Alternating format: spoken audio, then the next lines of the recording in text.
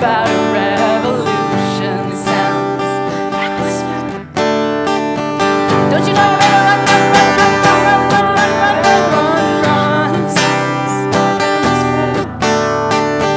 Oh, I think you better run, run, run, run, run, run, run, run, run, run, run, sounds like a whisper. Finally the tables are starting to turn. Talking about a revolution. Finally the tables are starting to turn.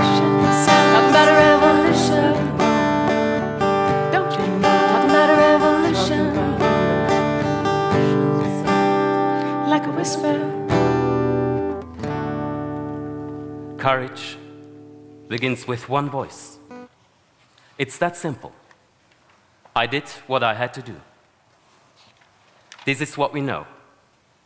You walk into the corridor of death, and you know. They know. They can't say they don't know.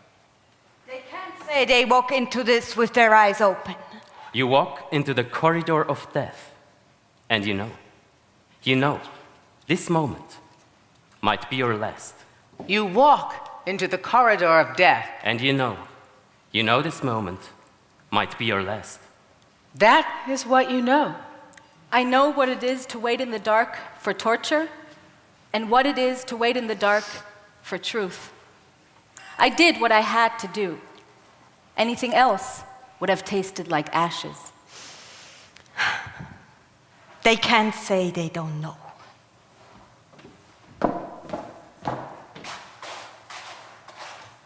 I am told that as a child, I reached out to others.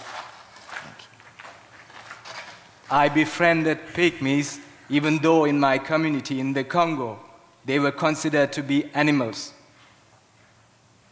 I cut bread with them. I brought them to our house. I gave them my clothes. It was sick to society that I associated with pygmies, but I saw them as my friends, just like anyone else. Guillaume Ngefa Tondoko. Yes. He befriended pygmies as a child. Yes. Of course. My name is Hafez Abu Seada. These scars across my face are from when they pushed me through a window. They asked me who was responsible for managing everything here at the Egyptian Human Rights Organization. I told them it was me. I wrote the report, I read it, I reviewed it, and I decided to publish it in a newspaper. This is our job, to point the finger at government errors. If we don't do this, who will? If we don't do this, who will? My name is Digna Ochoa. I am a nun and a lawyer. My father was a union leader in Veracruz, Mexico. In the sugar factory where he worked, he was involved in the struggles for running water, roads, and securing land certificates. Then he was disappeared and tortured. The charges against him fabricated, and then I myself was disappeared and held incommunicado for 8 days by the police. Now I felt in the flesh what my father had felt, what other people had suffered. I've always felt anger at the suffering of others. If an act of injustice does not provoke anger in me, it could be seen as indifference, passivity. One time, we filed a habeas corpus on behalf of a man who had been disappeared for 20 days. The authorities denied having him in custody, and then denied us access to the state hospital where we knew he was being held. During a change in shifts, I slipped in. I got to the door of his room, took a deep breath, opened the door violently, and yelled at the federal judicial police officers inside. I told them they had to leave immediately because I was the person's lawyer and I needed to speak with him. They didn't know how to react. They left. I had 2 minutes, but it was enough to get him to sign a piece of paper proving that he was in the hospital. Then the police came back fierce. They didn't expect me to assume an attack position. It is the only position from karate I know. From the movies, of course. I don't really know karate, but they thought I was going to attack. Trembling inside, I said that if they laid a hand on me, they were going to see what would happen. And they drew back, saying, "You are threatening us." I said, "Take it any way you want." My name is Doan Viet Hoat. I spent 20 years in Vietnamese prisons. 4 of those in isolation. I was forbidden pen, paper, books. To keep my spirits up, I sang. I talked to myself. The guards thought I was mad, but I told them if I did not talk to myself, I would go mad. I tried to think of my cell as a home, as though I had entered a religious way of life, like a monk.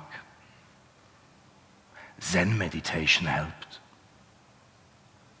With it, you turn inside. And I managed to secretly write a report about the conditions in the camp. I felt that if I kept silent, the dictators had won. I wanted to prove that you cannot, by force, silence someone who does not agree with you. I continued to fight, even from within the prison walls. If we don't do this, who will? One night, when I had escaped to Uganda, 5 people, all masked, kidnapped me and brought me to Kenya.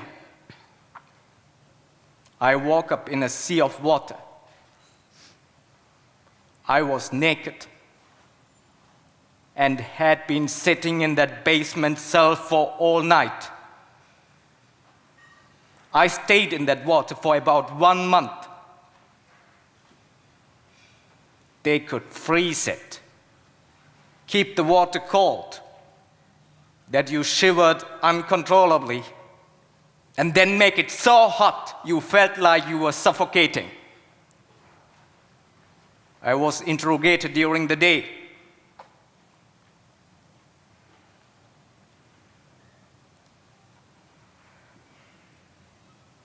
They were threatened to throw me off the roof. A lie. We never threatened to throw him off the roof. Kyogo Vavamveri is lying. Yes. Yes. He lied about the treatment of forest workers in Kenya. And he lied when he wrote about corruption in government-controlled companies in Kenya. He lies all the time. We should have thrown him off the roof. Being in prison is tough. But it takes less courage to survive it than come out of prison and continue where you left off, knowing you could go back. And I continued. When I am in court here in Turkey, I die with people that I am accusing of torture. When they look into my eyes, and I don't look away. When they look into my eyes, and I don't look away. When they look into my eyes, and I don't look away, I feel that I have more courage than they do. Of course, I was followed from the moment I'd stepped foot outside every morning. There was nothing to do but find humor in the situation. Most of the time when people are killed, they were assassinated with one bullet. With one bullet from behind.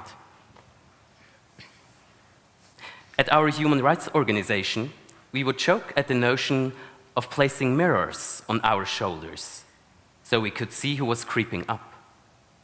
So we could see who was creeping up from behind to try and kill us.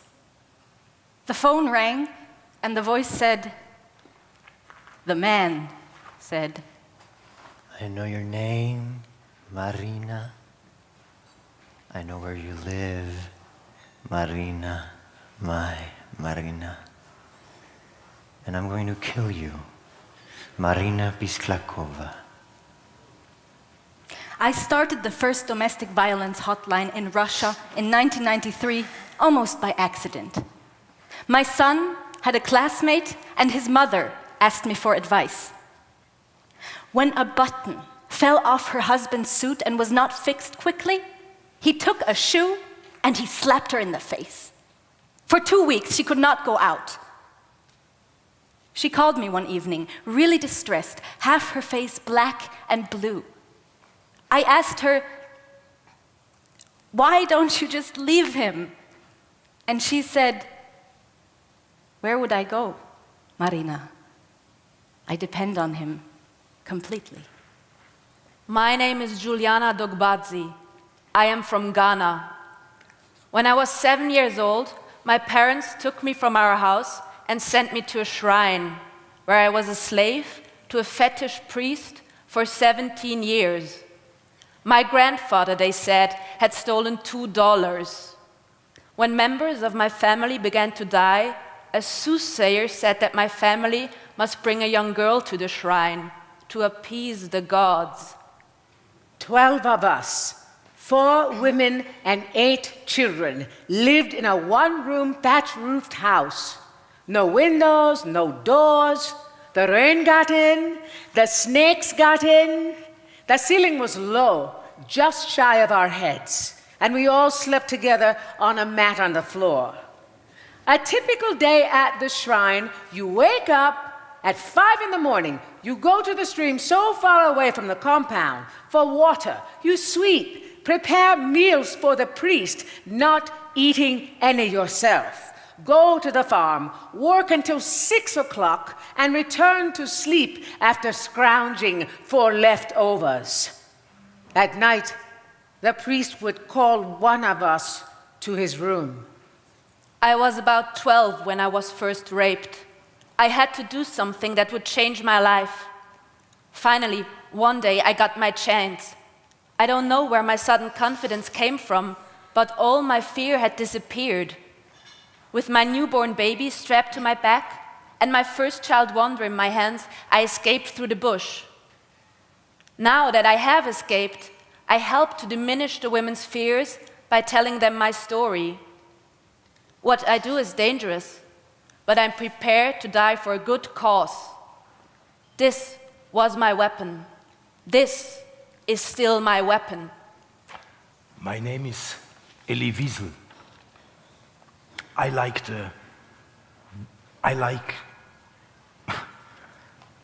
the weak and the small. That's why in every book of mine, there's always a child, always an old man, always. Because they're so neglected by the government and by society. So I give them shelter. I think of the children today who need our voices. I owe something to the people left behind. And I hope that my past should not become your children's future. Speak truth to power. My name is Gabor Gombos. I'm from Hungary. I am schizophrenic. If I don't take these pills every day, I start hearing voices. I spent 7 years in asylums. My mother was also schizophrenic, and when they forced her to take medicines against her will. They killed her. When they tried the same medicines on me, I escaped and founded an organization for survivors of insane asylums. If I told you I was like Mahatma Gandhi or Martin Luther King, you would laugh.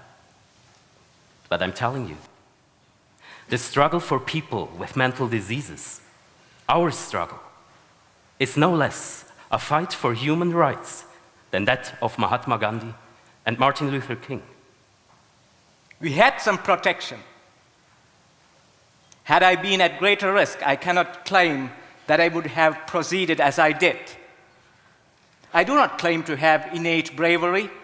Rather, I am very normal and try to shun danger when possible.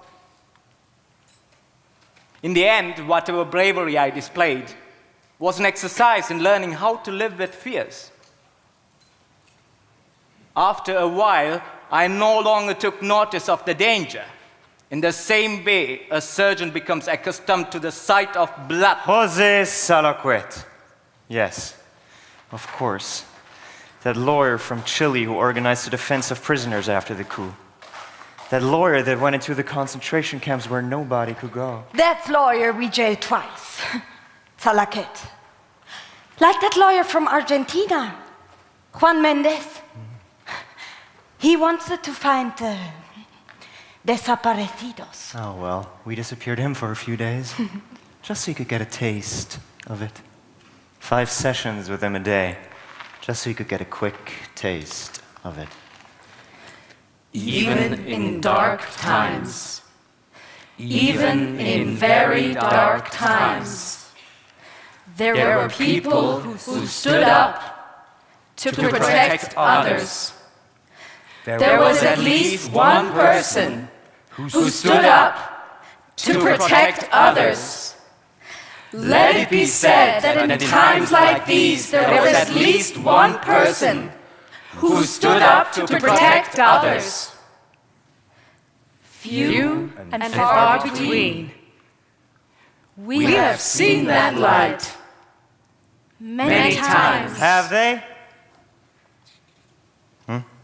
Have they really seen that light many times? How many lights have they really seen? How many lives have they really saved? Few and far between, this is what they know. What it is to walk into the corridor of death. And this is what they really fear. That nobody cares. That people forget. That people watch TV and say, these are not their problems. And then they have dinner, and then they go to sleep. Yes. People go to sleep. People go to sleep. This is what they know and fear. They know that 3 billion people live in poverty and that 40,000 children die each day of diseases that could be prevented. They know that the 3 richest people in the world have assets that exceed the combined gross domestic product of the 48 poorest countries. That is not going to change by just saving a life and then another and then another. Nothing is ever going to change. This is what they know and fear, that nobody really cares. My name is Oscar Arias Sanchez, and I care.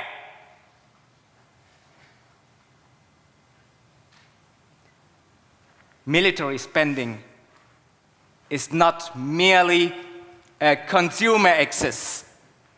Instead, it represents a huge perversion in our priorities of our civilization. $780 billion each year invested in instruments of death, in guns and fighters designed to kill people that could be spent on human development. If we channeled just 5% of that figure over the next 10 years, just 5% of those billions into anti-poverty programs, all of the world's population would enjoy basic social services. The poor of the world are crying out for schools and doctors, not guns and generals. My name is Kailash Satyarthi.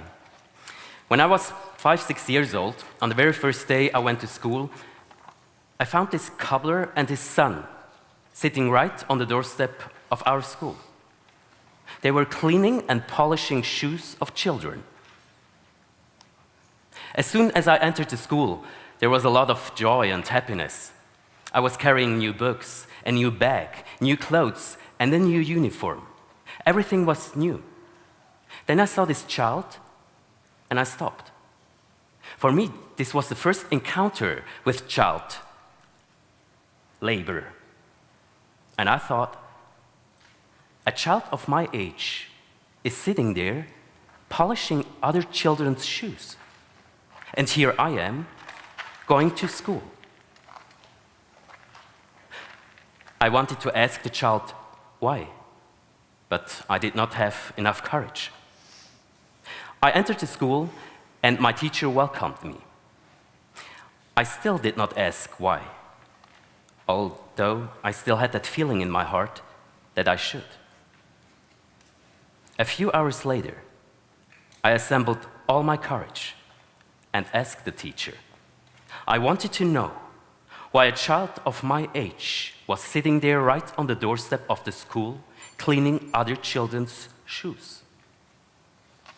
He was looking at me in a strange way and said, "What are you asking here? You come here to study and not for all these unnecessary questions. It's none of your business." I was angry. So I went home to my mother and asked her the same question.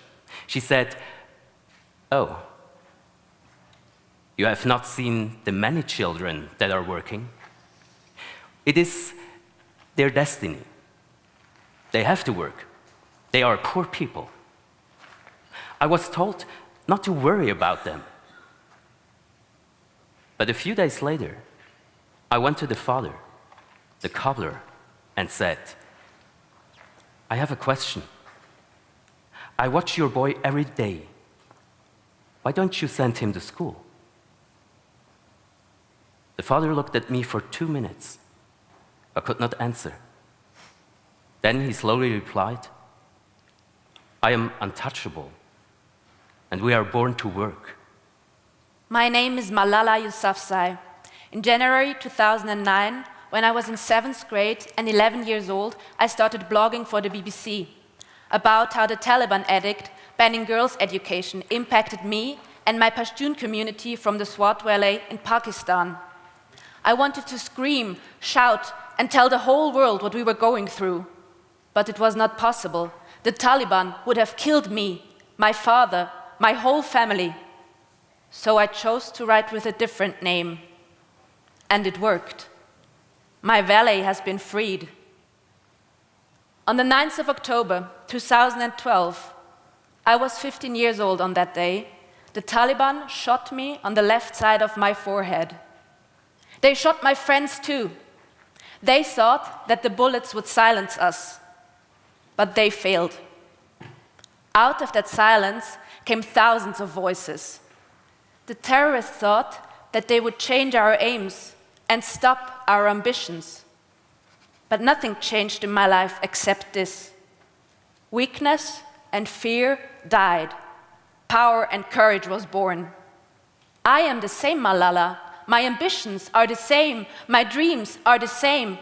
And my hopes are the same. We don't have the right to lose hope. My name is Bobby Muller.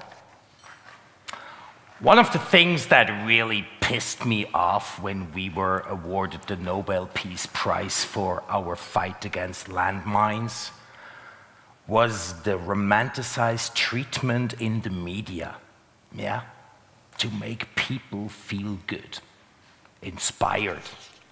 This was horseshit! People think that because there is an international treaty that it's done. The job is over. I mean, look, we live our lives largely insulated from the depth of despair, of pain and anguish. That's why I feel so strongly in going after laws and making them real. The belief that you cannot allow the genocides, the Cambodias, the Rwandas of the world to play out, because then it's a breeding ground and sows the seeds of destruction. One day, that degree of madness is going to walk up your block and come into your neighborhood. Es war am frühen Morgen vom Buß und Bettig 1942. Vor einem einsamen Grenzposten, hoch oben in den Oberwalliser Alpen, stehen zwei jüdische Familien. Sie sind müde und sie haben Hunger.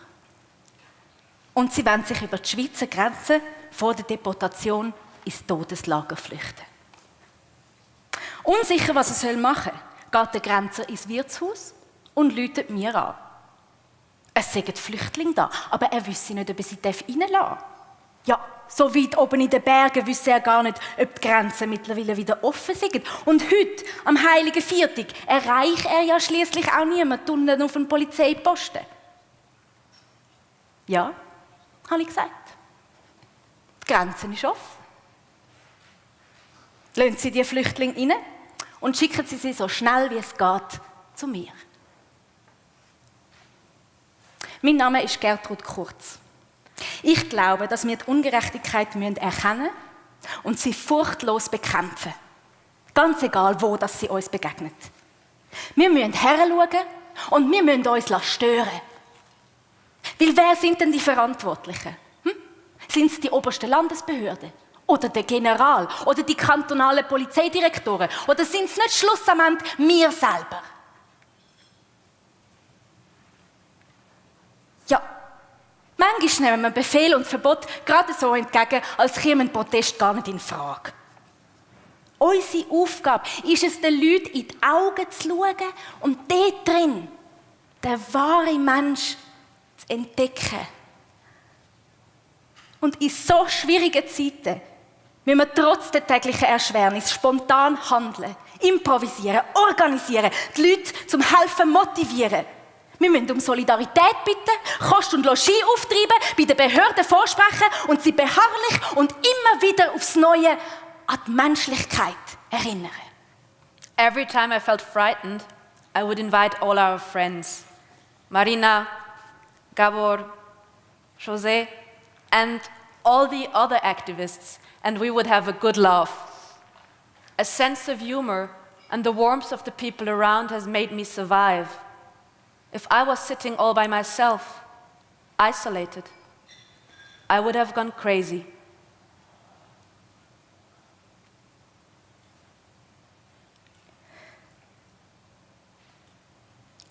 My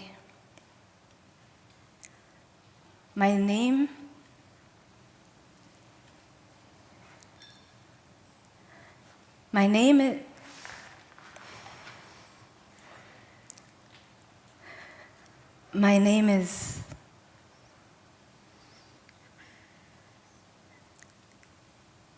I cannot reveal my name. I am from Sudan. My parents taught us as children how to love our people. However simple, however poor. Our home was always a very busy home. We always had someone who was sick coming for treatment or giving birth in our house. I learned to regard all the Sudanese as my own family. But I cannot reveal my name. Those whom the government suspects of working on human rights, they are arrested, often tortured in ghost houses, or, if one is lucky, put in prison. If I revealed my name, I could not do my work. My name is Rigoberta Menchú. We have to reinvent hope all over again. We are the ones who will have the last words. In America, we have more riches than we know what to do with. Yet, we let millions of children go hungry, without shelter and other basic necessities. In a nation that has been blessed with $1 trillion, $9 trillion economy, poverty is killing children more slowly but surely than guns. I am clear that if we do not save our children, we are not going to be able to save ourselves. Everybody needs to open up the envelope of their soul and get their orders from inside.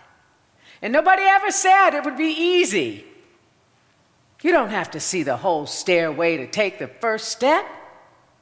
If you can't run, walk.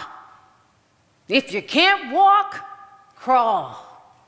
If you can't crawl, just keep moving.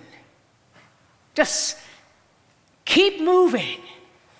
Marian Wright Edelman, just keep moving. My name is Samuel Kofi Woods. I am from Liberia. You walk into the corridor of death, and you know this moment might be your last. I went through this. But when a nation is so consumed in evil, it's difficult to see alternatives unless people of conviction stand up. Even if you know this moment might be your last, if we don't do this, who will? If I turn my back and walk away, who is going to do this work? If we don't do this, who will? Did it take courage? I would say it took stubbornness. Stubbornness, like a metal cord inside. Courage begins with one voice. If we don't do this, who will?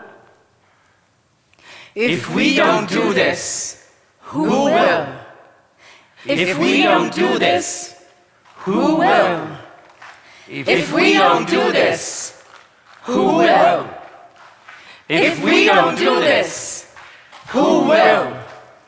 If we don't do this, who will? If we don't do this, who will? If we don't do this, Who will?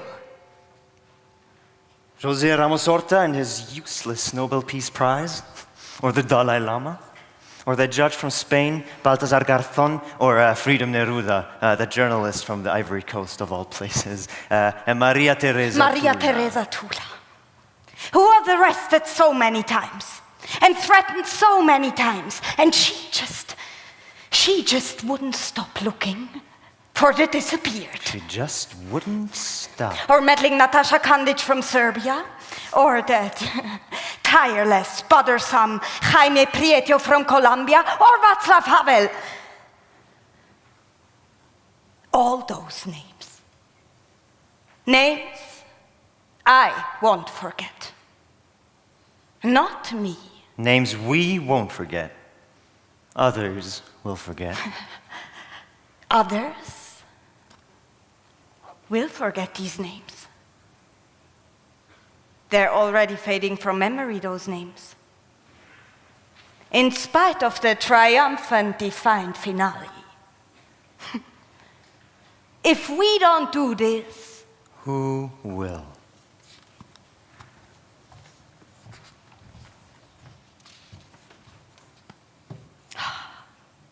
Look at the lights on them now. and the applause about to start, and surround and caress them. The lights begin to dim, go out, one by one, as the audience enjoys their main course, listens to some speeches, and after, flick on their TV set back home, and maybe a faraway face. Perhaps one of these very faces flares up in pain and then dies down. And then it's time for dinner. And it's time again for sleep. And tomorrow it'll be back to where it always has been. Finally, them and us again. Them and us again. Them and me. Them and me all over again. Aware that out there, beyond us, beyond even these dim lights, are the others. The ones who have never had a spotlight. The names even I don't know. The expendable others beyond the lights. Their voices never recorded or transcribed. Their bodies beyond invisibility.